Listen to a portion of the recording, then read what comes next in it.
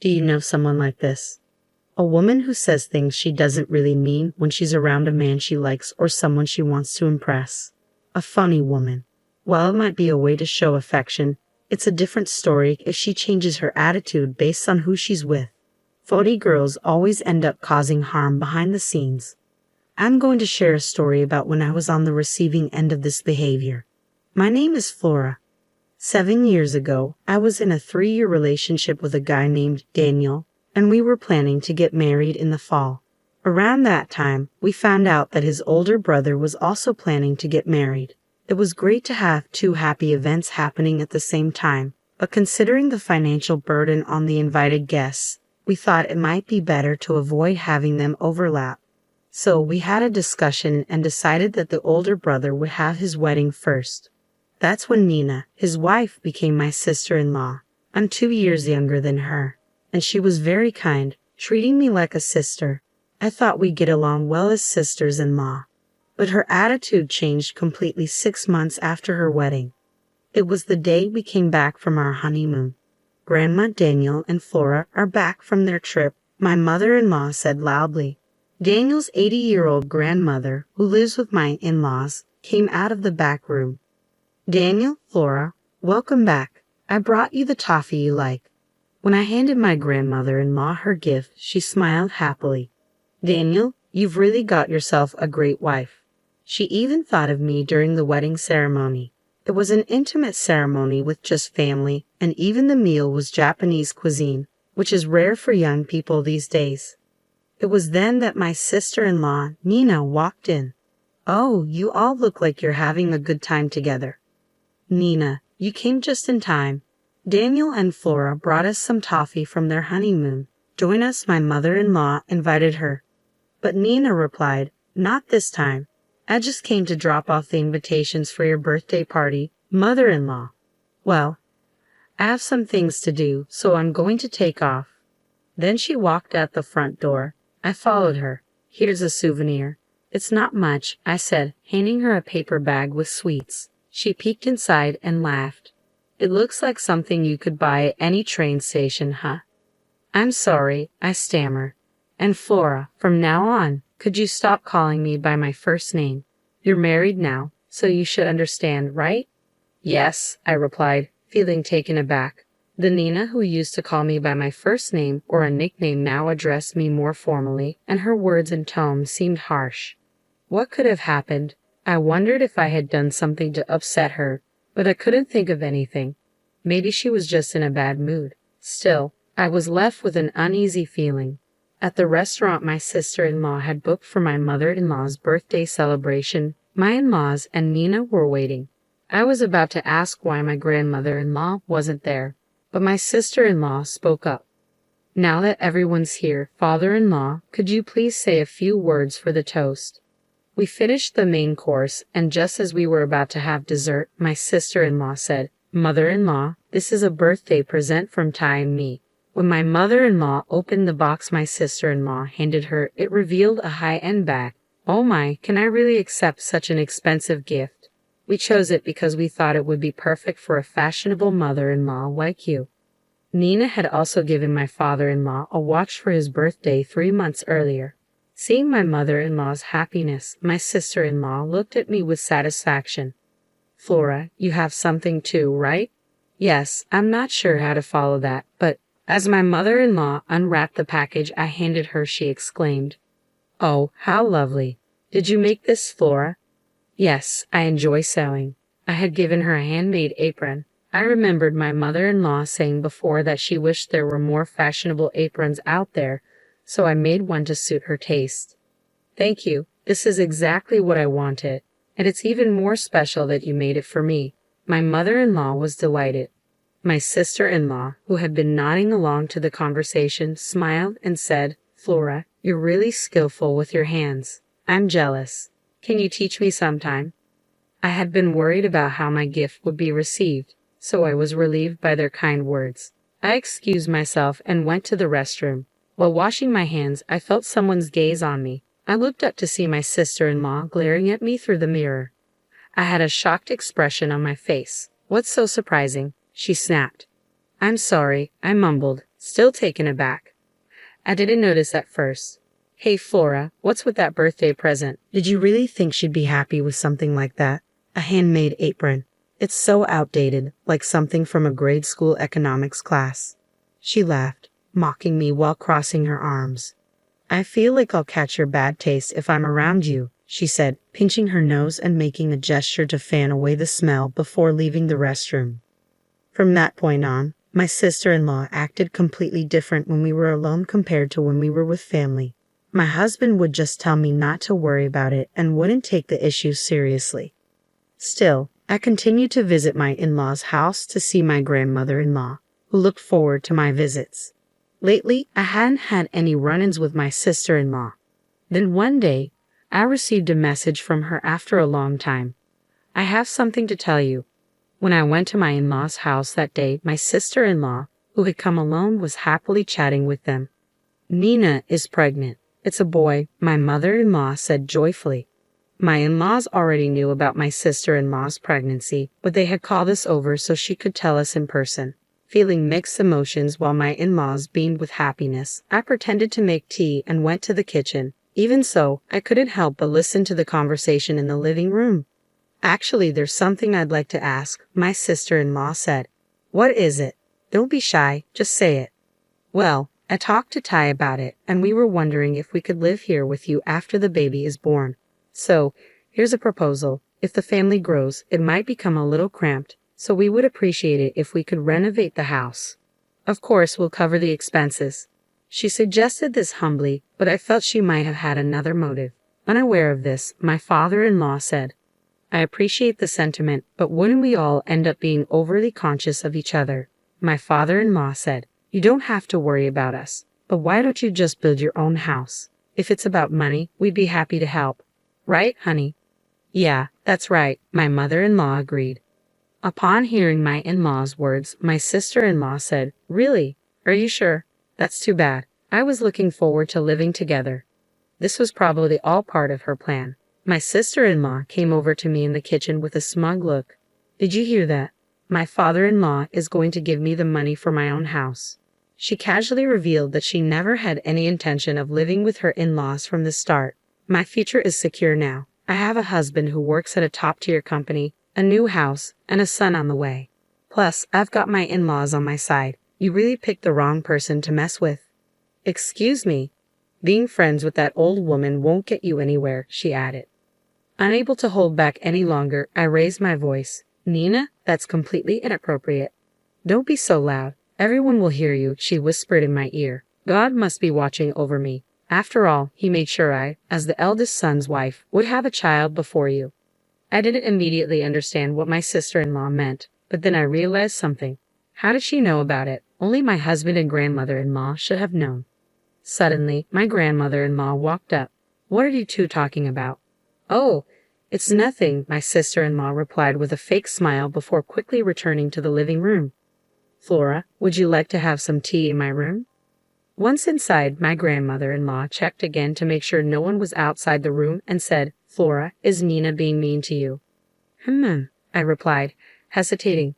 My grandmother-in-law told me she had begun to notice my sister-in-law's true nature. When I told my grandmother-in-law that Nina knew about my miscarriage, she said she must have eavesdropped on our conversation in this room.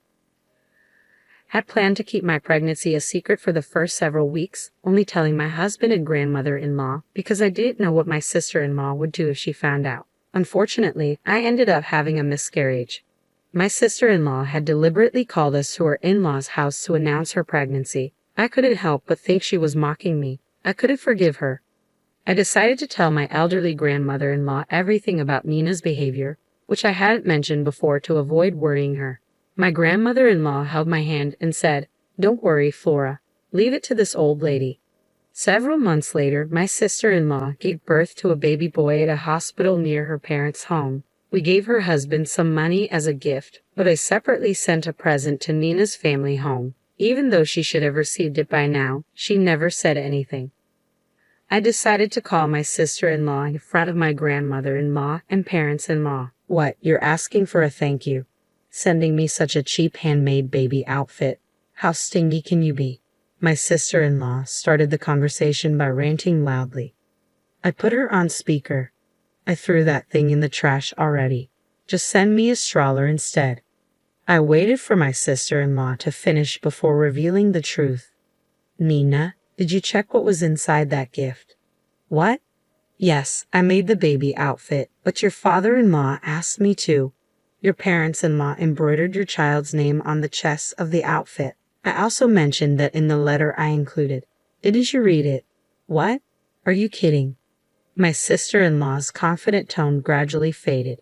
Flora, hold on a minute. I could hear voices in the background. Mom, where did you put that bag I threw in the trash? What bag? What was in it? Just look next time. My sister-in-law and her mother's conversation was clearly audible even though she probably thought she was covering the phone. I'm sorry, Flora. There was a little misunderstanding. Suddenly, my sister-in-law's tone changed to a more humble one. It seems my mom accidentally threw it away, mistaking it for trash. If our in-laws find out about this, they'll be upset. My sister-in-law made endless excuses and ultimately asked me to make the same baby outfit again. Flora, I'm sorry for being so harsh before. I didn't mean anything by it, so please just help me out this time. Nina, who had said many hurtful things to me, was now trying to butter me up. All right, I'll do it just this once, considering your parents-in-law's feelings. I hung up the phone after saying that. Now you see, that's her true nature, my grandmother-in-law, who had been listening nearby, said to my parents-in-law. Actually, before giving birth, my sister-in-law had bailed on my grandmother-in-law's birthday party, claiming she was sick. My grandmother-in-law had told my parents-in-law and Ty about Nina's true colors. I can't believe Nina would do such a thing, my parents-in-law said, their skepticism dissolving as they listened to the phone conversation. They were dumbfounded, moving beyond anger, knowing that the outfit made with love by the family had been thrown in the trash. The tables had turned. Unaware of the situation, my sister-in-law Nina came to our parents-in-law's house with her husband and their newborn child. We couldn't confront her while our in-laws were meeting their first grandchild for the first time, so Daniel and I greeted them with casual smiles. How adorable. I wonder if he has my mouth. His eyebrows are like mine, Nina remarked. Watching my in-laws, who couldn't help but adore their grandchild, I thought the phrase, they wouldn't feel pain even if their eyes were poked, truly applied here. Thank you, everyone, for the lovely baby clothes. See, they fit perfectly, Nina said, wearing a proud expression as she dressed the baby in the clothes I had remade. Yes, they do, I replied. Seeing the happy faces of the in-laws, Nina smiled at me. At that moment, my mother-in-law said with a puzzled expression, something seems off. What? These baby clothes?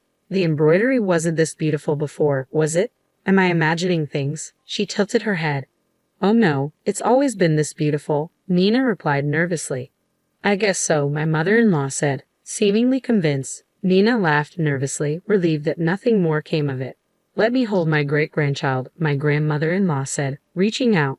Don't touch the baby with your dirty hands. Nina snapped reflexively, brushing away her great-grandmother's hand. It was a reflex, revealing her true nature. Flustered, Nina quickly said, I'm sorry, Grandma. I didn't mean it like that, Nina desperately tried to explain, but icy cold gazes were directed at her. Well, it doesn't matter, Great-Grandma said with a laugh. You may try to keep up appearances, but sometimes your true colors show unexpectedly, right, Nina? Ha! Oh no, did I let something slip? Nina was speechless at Great-Grandma's response. Backed into a corner, she said, Great-Grandma, can we have another birthday party for you? I couldn't attend the last one because I wasn't feeling well. Oh, there it is, her signature about face. Would you prefer Japanese cuisine? I could make a reservation at a fancy restaurant, Nina asked, rubbing her hands together. No, I don't like eating out. I'd rather try some of your homemade cooking instead of a fancy feast. Ha, is cooking not your strong suit, Nina? No, it's not like that. Of course, I'll cook for you, she said confidently. But later she called me. Can you do me a favor? Nina asked me to help her cook, assuming I'd bail her out like I did with the baby clothes. But things wouldn't go her way this time. I'm sorry, Nina, but no. Great-Grandma has had my cooking and would know right away. Why didn't you just be honest if you can't cook? Ha! Maybe she didn't expect me to say that. Fine, she said and hung up the phone. At great-grandma's birthday party, there were fancy boxes of food lined up on the table. Did you make all this, Nina? Great-grandma asked with an innocent expression. Yes, I did. I'm not sure if you'll like it, though, Nina replied. Knowing her, she probably ordered high-end dishes and just changed out the plates because she refused to admit that she couldn't cook. Relieved that she managed to avoid complete embarrassment, she showed a gift to her grandmother-in-law. Grandma, this is just a small token, but I hope you like it and wear it. Oh, this looks like expensive clothing, but it's too fancy for me to wear. I feel bad, but can you return it to the store you bought it from? You don't like it. I can get something else. Nina hesitated. Grandmother-in-law said, Nina, would you like to live with us here? That would be the best present. It would mean I could enjoy your delicious cooking every day. Live together. Right, father-in-law? Great-grandma asked, looking at him. Nina was visibly shaken by the unexpected request. It's just a thought. Besides, Nina, weren't you planning to live with us? Is there a problem? After about 10 seconds of silence, Nina finally opened her mouth. I'm sorry. The truth is, I can't cook at all, but I didn't want to tell you, so I ordered food, Nina confessed. Well, if that's the case, you should have just told us the truth, Great-grandma replied. Yes, I'm sorry. Nina apologized for the cooking issue and clearly wanted to slide past the topic of living together, but Great-grandma wasn't finished yet. Don't worry, I was just joking about us living together. What? It was just a joke. Nina's face looked relieved. But grandmother-in-law's next words were unexpected. Don't be so relieved just yet. Ha! I'd rather you not set foot in the house if you can be honest. What? Nina's usually quiet husband, Ty, spoke up. Nina apologized to Flora. Throwing away the clothes she made for the baby is a terrible thing to do. It was the first time I'd seen Ty angry. I'll apologize. I didn't do anything wrong. Nina still refused to acknowledge her actions. I had it. Nina, it's all out in the open. Should I show you? I showed her my smartphone. Here, I have all our conversations recorded. Why here? As I tried to press the button on my phone, Nina screamed, "Stop it," and snatched it from my hand. Startled by her loud voice, the baby sleeping in the next room started to cry loudly. What do you want from me? Nina's voice trembled. Then, unexpectedly, she started to cry too. Everyone was taken aback. Nina, cut it out. Aren't you embarrassed, acting like a child? Just get out, Ty said. The room got quiet. Nina had nothing to say. She slightly nodded at me and left the house. The consequences of being two-faced caught up to Nina. Later, Ty told her that he wanted a divorce. Nina had no job or savings. She demanded alimony in exchange for giving him custody of their child. However, Nina's parents were reasonable and apologized for their daughter's actions, offering to pay the alimony themselves. Nina, who moved back in with her parents, sent Ty messages complaining about living with her stubborn sister-in-law and how unbearable it was. Nina didn't care about her child at all. Ty was fed up and said, "You brought this on yourself," and he blocked her. After the divorce, Ty remarried and lived with his son in his parents' home. Please call me Anna. You don't have to call me sister-in-law. Anna, who was a year older, was very kind and cheerful, and the baby quickly warmed up to her. Thanks to the in-laws, the family of 3 now lives in an apartment near their house. My husband and I, blessed with 2 daughters, moved into the in-laws' house when Ty and his family moved out. The in-laws love watching their grandchildren grow up. Grandmother named our 2 daughters. My name, Flora, means flower, so she chose the names Lily and Jasmine. The girls called my grandmother-in-law Gigi. She will celebrate her 88th birthday this year. Today, she sits on the porch watching her great-grandchildren play in the sandbox.